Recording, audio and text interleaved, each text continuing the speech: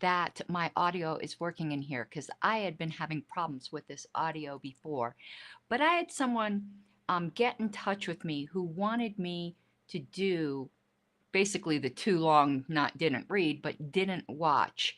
Um, because they said there was a point that I had made in my other video that might have gotten drowned out because, it's a 2 hour long video. So I wanted to give the really short version, hopefully 15 minutes or less. And you can watch the 2 hour long version if you want the long one. But basically, the controversy in Michigan comes down to the nature of their conventions. They have actually four conventions specified in their bylaws, but there's only three we need to worry about. Um, One of them is a candidate nominating convention. One is a national delegate selection convention, and one is the convention where they elect their officers. And the question is the nominating convention and the delegate convention the type of convention that requires previous notice for any other kinds of business that might be brought up? Or is it just a general meeting, like any other convention where you can bring up any proper business without previous notice? The types of meetings or conventions at which you can just bring up any item of business and not have to give previous notice. I mean, there's some exceptions. Always for filling vacancies, you have to give previous notice unless your bylaws say otherwise. But let's put that aside for a second and just deal in generalities. Those are regular conventions. So the question is, are the candidate nominating conventions and the national delegate conventions regular conventions? And the argument on the opposing side, the side that did not win, is that they're regular conventions. That will create an absolute logical quagmire at which you would constantly not have a full board if you are saying that you can fill vacancies at those conventions without giving notice. Let me show you why, on how it would be like trying to fill up a glass that had a hole in the bottom of it, and it would require calling what everyone agrees is a special convention by call of the executive committee or by petition in order to solve it. So let me share my screen with you and show you this absolute logical contradiction.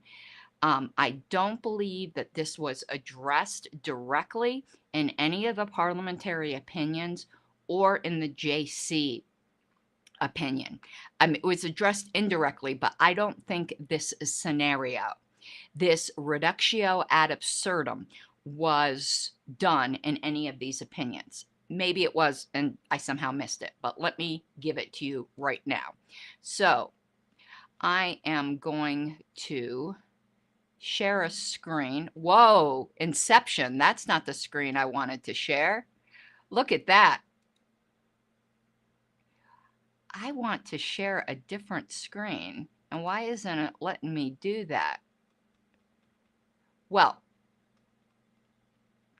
we are then just going to read it. So if you go to Article 3, officers, and crap, I really, really wanted to share this. Why won't it let me share this?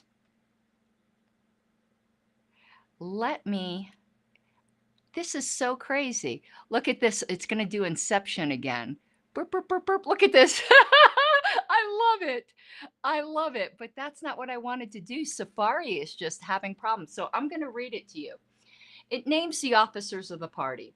And then it says, all of these officers shall be elected to a 2-year term at a regular convention of the party by the attending delegates.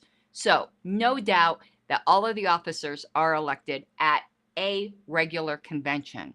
The unstated argument seems to be by the parliamentarians on the other side that the term regular convention here isn't used in necessarily the Robert's Rules of Order sense of the word. They do think it is a regular convention in the Robert's Rules sense of the word, but they also think it's kind of a title, that this is just called the regular convention as opposed to the nominating convention and the national delegate conventions, which are also regular conventions, but not capital R to titular regular conventions. But that's not what the bylaw says.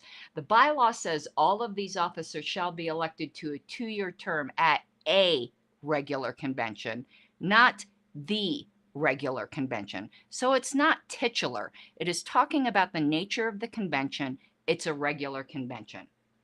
And shall take office immediately at the close of such convention. So your prior officers stay in place until adjournment of that regular convention, then your new officers